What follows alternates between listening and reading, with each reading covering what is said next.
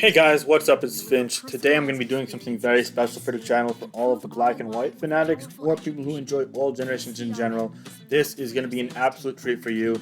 I'm going to be going over each of my SPLXII, SPL12 games from this past season. I'm going to go ahead and dedicate a video to each battle from each week. So I played 9 battles and I prepared for 10 weeks. I'm actually going to do 10 videos despite not playing against Gary the Guy week 9.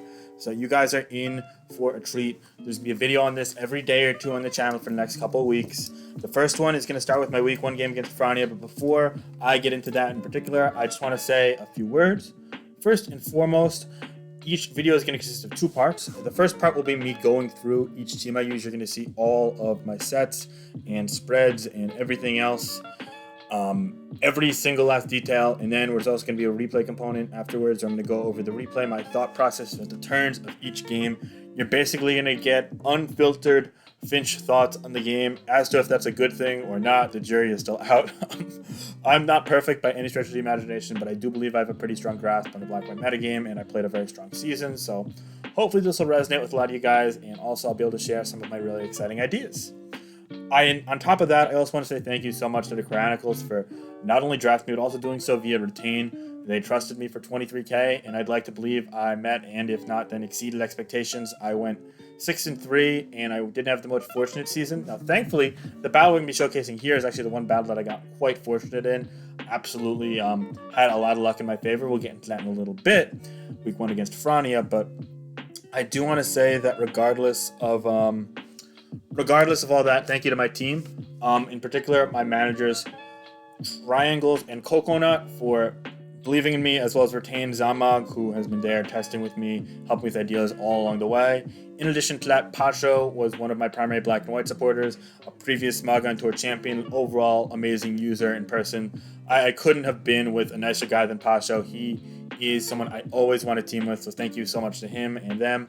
Also, people in the black and white community, Dice, Caetano, FNH, and so on and so forth. So many people I've discussed ideas with in recent months. Go down the list. Most black-white players, honestly, I discuss things with. It's really cool. Aladdin is another one I've tested with many a time. So many great players, great people. I just want to say the black-white community is one of the most underrated, underspoken communities out there. We've got an amazing Discord server, and I couldn't be more appreciative of the presence of each and every one of you guys in the community and overall throughout my experience this SPL. You guys are all great. And if you're watching this, just a big pat on the back. Thank you. I'm sorry if I didn't name you guys specifically, but there's so many people I tested with.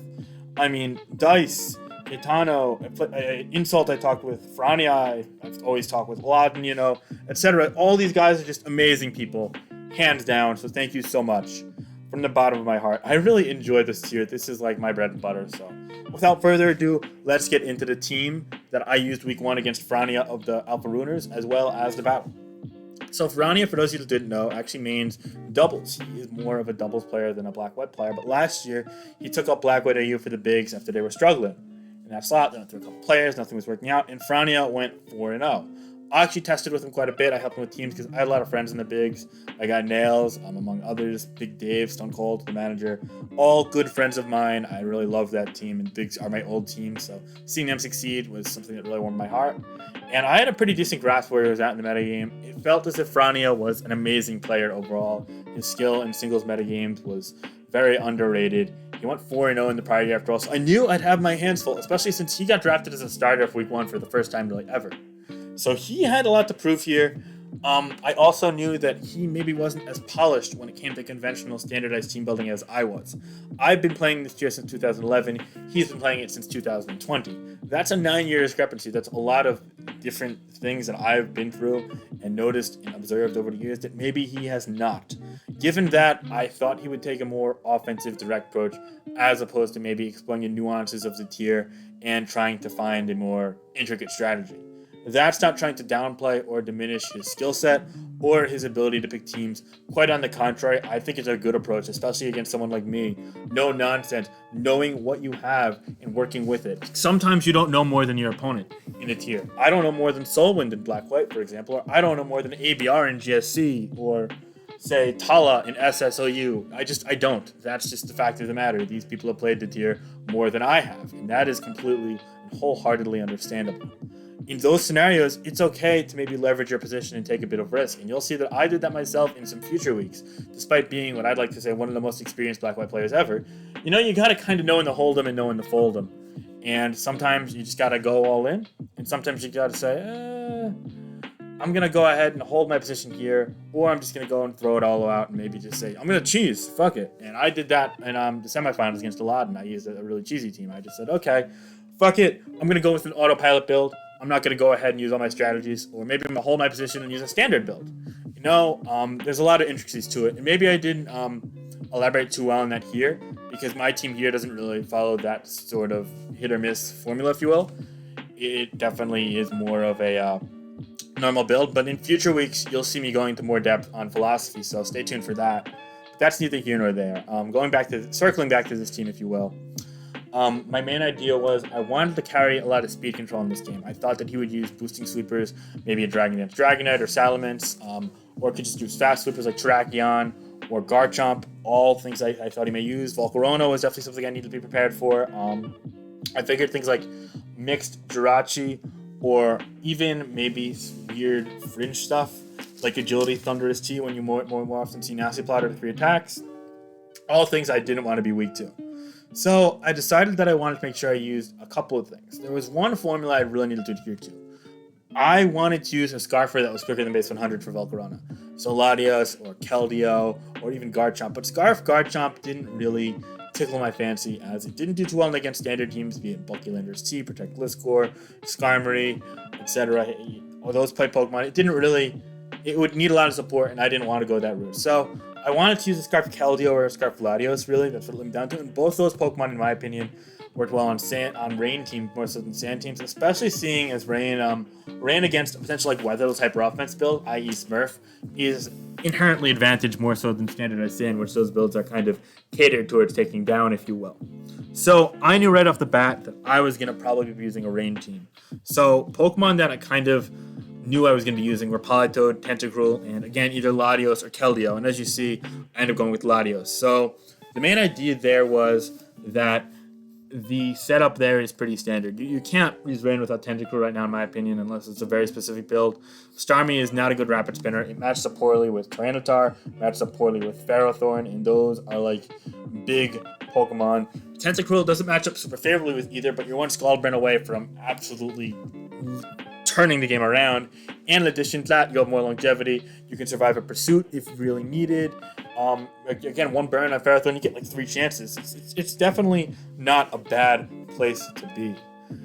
Couple that with the fact that it actually has defensive utility. It tanks Draco Meteors. It's able to stomach Keldeo attacks, etc. It made it so that the Tentacruel was a clear pick on this team. Now, from there, I was thinking, okay, I'm going to need to really look at his Scout. And unfortunately, I don't have the Scout on me right now, but I didn't really see any clear signs of Ferrothorn abuse. I'm taking advantage of Ferrothorn. I saw no Xatu. I didn't see any like Magnezone plus X real teams. I didn't see any like random Fortress, if you will, or Sun builds. So I felt okay proceeding with the team that had Ferrothorn as the only form of hazard entry and Steel type. I felt I was okay using it both defensively and in the sense as a progress maker by setting up hazards. And that makes building Rain a lot easier because Ferrothorn compresses rolls, means all of a sudden you have more room to actually enact your offensive and defensive strategies, if you will. So at this point, I had a Politoed, I had a Ferrothorn, I had a Tentacruel, and I had either Latios or Keldeo, and I was thinking, well, if I'm expecting a more offensive team, then it might be good to follow a rule that I tend to always adhere to, in that you don't want to get shut out by a Terrakion or Keldeo plus Pursuit, be it Tyranitar or the rare Revile or Scarf Scizor. Let's say I get a kit. Let's say scenario 1. Terrakion comes in on Ferrothorn and goes for close combat. He either takes out a weakened Ferrothorn or I go Latios and tank close combat. But Terrakion is oftentimes on sand teams. So if it's Protect or if he gets to 50-50 right, all of a sudden the Terrakion could still be alive. And I could use my Latios to attack into a Tyranitar, or I double switch out as Terrakion stays in, and then he traps the Latios or gets another kill with the Terrakion, and that's a problem. So I like when I run Scarf Latios because it's Pursuit trappable, to have another Pokemon that could soft check those Pokemon. Be it something that's quicker, like a Tornadus, which can outrun, potentially revenge kill them, or something bulky, like a Landorus T, for the potential of Terrakion, or another resist to water and another resist to fighting when against Keldeo. That's the sort of situational counterplay that can really leverage your position in certain circumstances, especially when facing specific sand builds. And I think black and white team building is far more in-depth than just carrying checks and counters to specific things, which you might do in other tiers, like, say, SS or even SM, due to the fact that those Pokemon have enough longevity. Your Clefable is always going to be checking Mega Lopunny if you're running a Bold Nature, because you're able to stomach 2 hits, you have Magic Guard, so rocks aren't going to impact you, and you can just soft-boil it out. Or, for example, your Toxapex is always going to be checking the Mega Sizzler. Even if Hazard's up, you got Regenerate, you can heal up. Even if you go for the Scald Burn, you fish, next time you Regenerate up, you're out of the range, Same goes for other things. But in Black-White, that same nature of longevity, coupled with the prevalence of defog, not a thing whatsoever. No, they're not relevant, not viable, not valid. No. So those Pokemon are not there as much. There's a bit more permanence to it. So double checking things and finding your own forms of counterplay within your build, purposefully or unpurposefully, but just due to the nature of how you build offensively, can go such a long way towards building more solid teams. So I actually decided that I wanted to use either Scarf Keldeo plus Specs Latios or Specs Latios plus Tornadus. That always gave me 2 Pokemon that fit that category in this matchup. And I also felt that made it so that I was always going to be good against things like Volcarona and Dragon Dance Dragonite, which definitely could pose as threats to my team. Also, for the rare bulky sub Dragon Dance, Roost, Dragonite, and occasional Common Reuniclus, I also threw Perish Song on my Politoed. I thought Encore plus Perish Song was good, and I didn't feel a need for Refresh because, A, if I thought I was going to face a conventional rain build, I was running Lum Ferrothorn on this team. As you'll see in a little bit, I'll explain why. And as for the Encore, it's also just really clutch when you have offensive Pokemon like Subtornadus setting up 3 turns like that. But Perish Song makes it so that I can't lose to those Pokemon, or things like Nastpot, Celebi, Nasty Plot, as I say in, it goes a long way. But yeah, it's neither here nor there. Proceeding onward, though, ultimately I decided to go with the combination of Tornadus and Scarf Latios. The main reason being that Tornadus with the Sub Protect set is really hard for a newer player to the tier to take advantage of. They aren't going to expect that. They're going to expect Specs or even the Sharp Beak set. Once they see leftovers, they're just going to assume maybe I'm like Taunt or Knockoff or something like that. But no, Sub Protect is actually really clutch against offenses as well. It's going to take advantage of choice move users and potentially stall out things like Draco Meteor PP or Hydro Pump PP, Force Misses, etc. And that is such a clutch Tornado set. So it definitely came into play here. In addition to that, I want to say Latios with Scarf is also like a wrecking ball against hyper offense, especially if it's like a weatherless team, as there's no pursuit to trap it. So Revenge Shield virtually everything at +1. It's super fast and has some nice resistances. So I just felt that it was going to play into my hand pretty nicely. Now at this point, I wasn't sure what to do last. I knew I was very weak to a couple of Pokemon. Primarily speaking, Thunderous T was hard to switch into because I had to go Latios on it every single time. In addition to that, I also felt I was pretty troubled by specific Pokemon that were paired with Tyranitar, that Revenge Healing I sort of still relied on Latios for. Things like Garchomp, because Hurricanes wasn't taking it out always, or Pokemon like Offensive Landorus T. And those Pokemon shared one very crucial weakness, 4 times weak to Ice type. That, coupled with the fact that Thunderous T was also weak to Ice types, and also relied on Electric type moves, and I had no Volt Switch immunity, which I don't think is 100% needed in Black-White, but is more often than not needed. I actually went with Mamoswine as my 6th Pokemon, and I'm aware that that does leave me with just a single Steel type in Ferrothorn that isn't even holding leftovers, and it also means I've got no Flying Resist for opposing Tornadus, but if you look at it more offensively speaking, opposing Tornadus, assuming it's the leftover set, can't 2-Kyo Tentacruel with the special defense. It doesn't really come in too safely in Ferrothorn. That's the one Pokemon it does come in on. My own Tornadus, obviously, is kind of a trade-off for.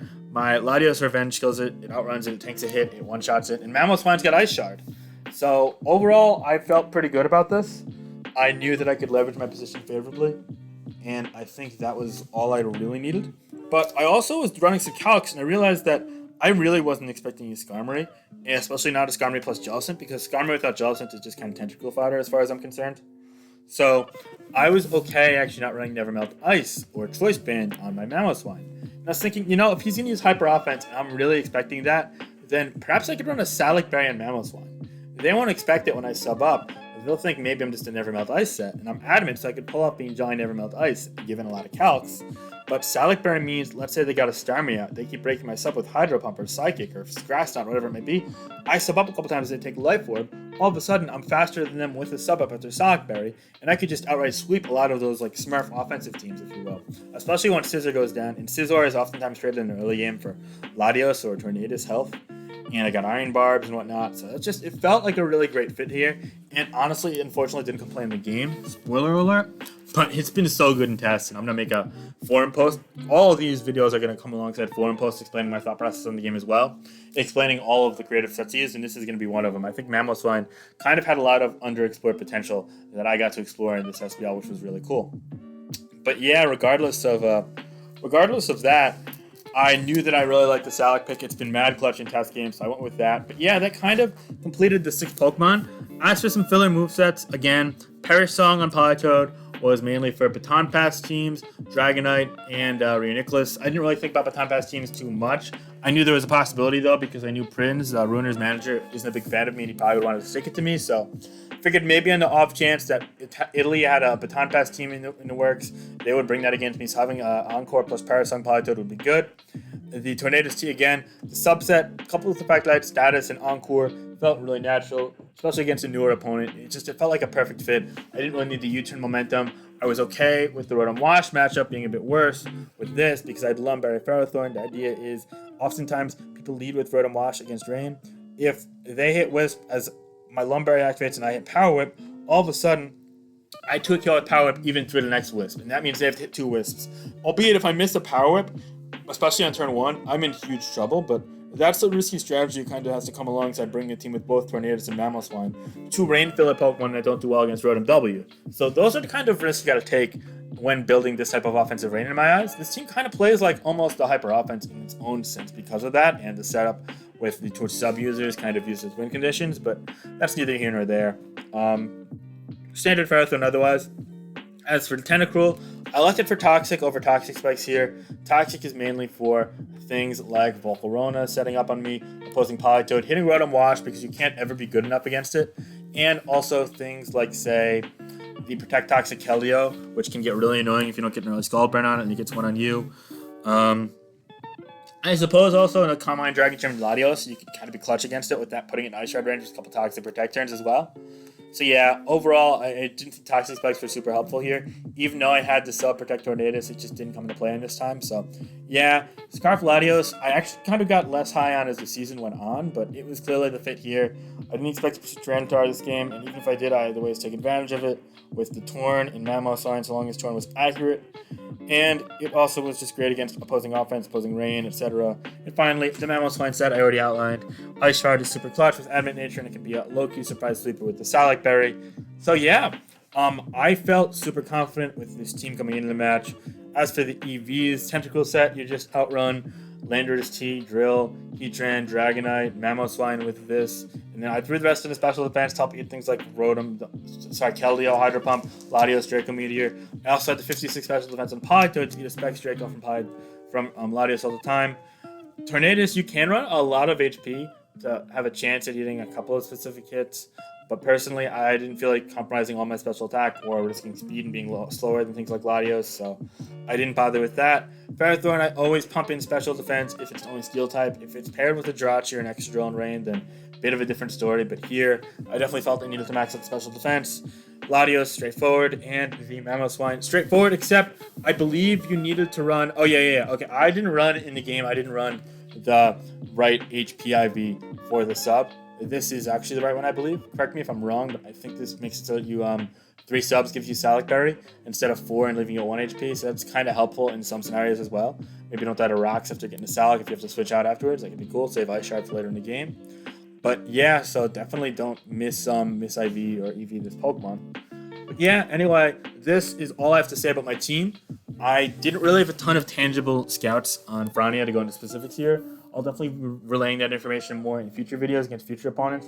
Insult Week 2 is a similar case, but once I get down the line and play people like Soul and Alot and Jimmy Churchwick, I have more history of Black-White on them, especially when paired with their teammates. Like, for example, Jimmy Churchwick is paired with Ryza, the manager, so I had information on both of them. I'm going to integrate that information into videos and explain how it impacted my team choices. It just didn't really come to play here. I more had a general feeling and went off it and just used the team I thought would be good. But anyway, let me pause for a second here and get into the battle itself. 1 second, guys. All right, I think we're back. Yeah, we're back. Okay, so now we're into the game. Unsurprisingly, FRANIA used a hyper offense that was weatherless, so that was good. There are some bad parts of this matchup that I noticed right off the bat, though. First off, the abundance of speed FRANIA had on board. It was going to be Scarf Landers T, Scarf Latios, or Scarf Guard Jump, and I had no idea which from Team Preview. I knew it would be Stealth Rock Jirachi probably on this build, maybe even with Healing Wish, but from there, I really had to do some feeling out for the sets. The issue being here that there was always going to be 2 Pokemon quicker than Tornadus. There was always going to be 3 Ice Resist, 2 of them always being faster than Mamoswine. And my Scarf Latios was really the main positive part of this matchup here. So I knew I had to play my cards right to have a good chance in this matchup. I also knew it wasn't a bad matchup per se because I got the hyper offense I wanted. It just was a very different type. And that was a really cool call by FRANIA here. I don't understand the Volcarona bring in particular because I'm prepared for Volcarona like 8 weeks out of 10 in every given SPL, I'd say. But that aside, I think this was a pretty smart build.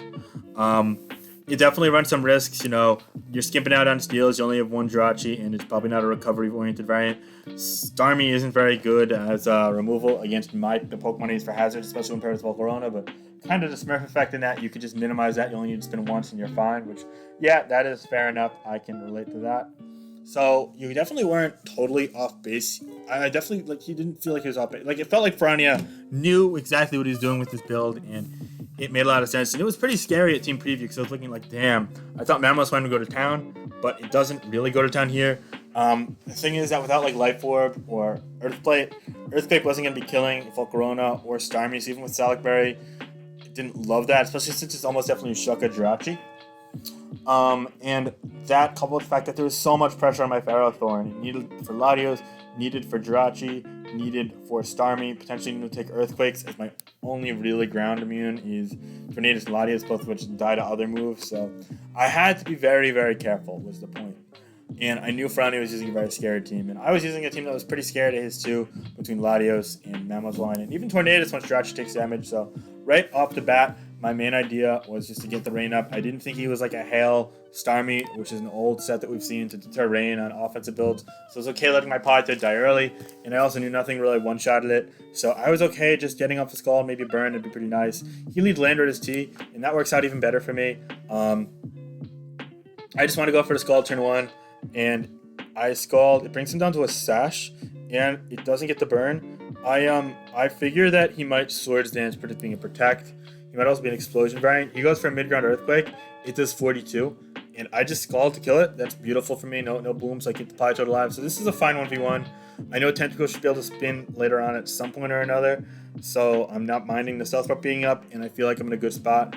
Range up. So he goes Latios here, and now honestly, this is probably the main mistake I made during the game. So my main thought process was, I thought it would be a Specs Latios, because that would really clear things for Volcarona and Starmie. Specs Trick in particular does very well with Volcarona on these type of teams if you could fit both. You trick something like a Tyranitar or a Chansey/Blissey or even a Heatran, and all of a sudden Volcarona looks that much more threatening. Truth be told, Dragon Gem Combine can do similar things, admittedly. It's really only good against Tyranitar, but probably means it's not Bug Gem Volcarona of that bunch. But if you don't face, say, Jirachi Core or a Toxic Heatran or maybe a Chansey, you're going to be fine. And I don't think he had any reason to expect those Pokemon from me, so I get it. And I think my Politoed here, I should have just let go to Draco and said, I'm going to Encore in case he's Combined and not screw around. And instead, I let myself get in a hole, and I protected on Combined. I was kind of surprised he went for the Combined there anyway, because Encore is super common in my Politoed. But he risked it, and it worked out. Overall, that was FRANIA's best play in my eyes, because just going for the Draco trade there wouldn't have been very good. If he wanted to do that, I think he probably should have just went to something like the Starmie, and maybe forced in my Pharaoh and tried to get Volcarona up on that before I got Rocks up. If it was a Psychic variant or Hidden Power Ground variant, that would have done it a lot for him.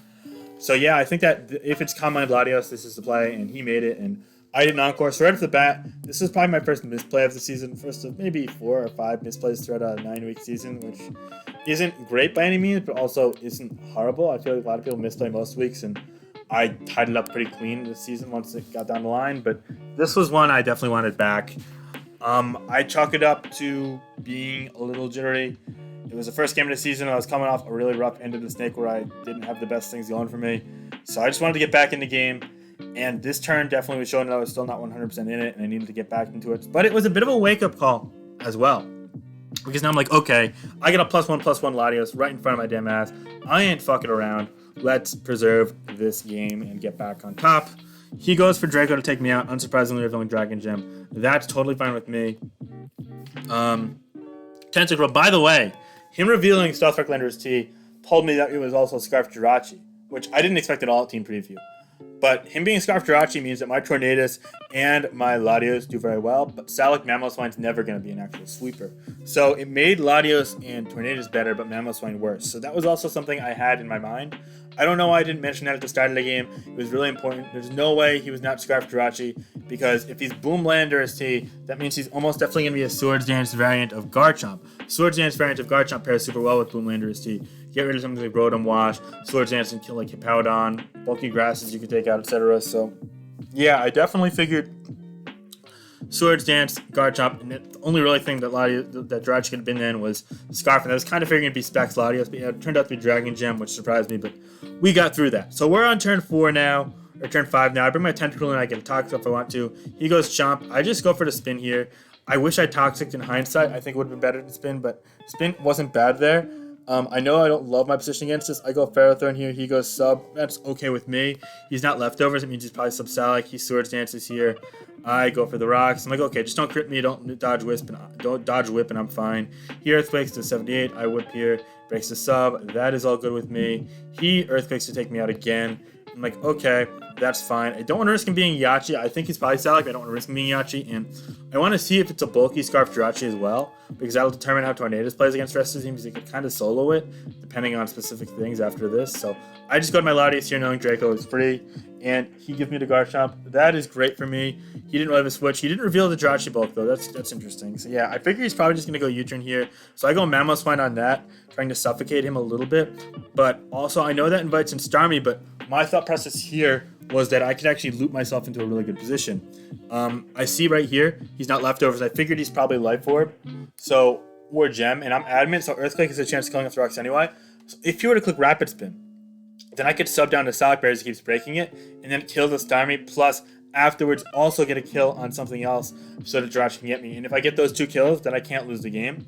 And the downside of this would be if he were to stay in and click Hydro Pump or Grass Dot and take me out, then that's fine too, because I get the Latios back in, and I'm just basically a traded Garchomp versus Mamoswine away from where I was before, which isn't a very favorable trade for me, because the Volcarona can't kill me because the rain's up. So that's not amazing. I didn't get the most out of Mamoswine in the game, but he got nothing out of Garchomp, and he didn't get rocks off, so I feel that's an okay trade. He calls me and goes for Hydro, which was the right play. I was kind of fishing for misplay there. But I didn't regret it. Again, I still felt I had a good position. Now he goes Jirachi here, and this is the interesting part. I go Draco. It does 39, which is a lot of damage. But here, I go Tentacruel, and in hindsight, this maybe should have been Tornadus, because I could sub Life Orb turns away and force that. And in hindsight, I wish I played that differently. I wish I went Tornadus on the obvious U-turn. I was scared of him going for Iron Head. I was scared of him U-turning into I wasn't scared of me. I was scared of him going for Iron Head, basically, trying to flinch out the Torn Switch. But he went U-turn there. He got me. Not much to say. He goes Starmie here, and that's not great. But I know I could live with Thunder here easily. But then I protect here. He goes for Spin. I'm like, okay, not a big deal. Not a big deal. I could get a Scald off here. That'd be great. Still brain boosted damage. He goes Spin.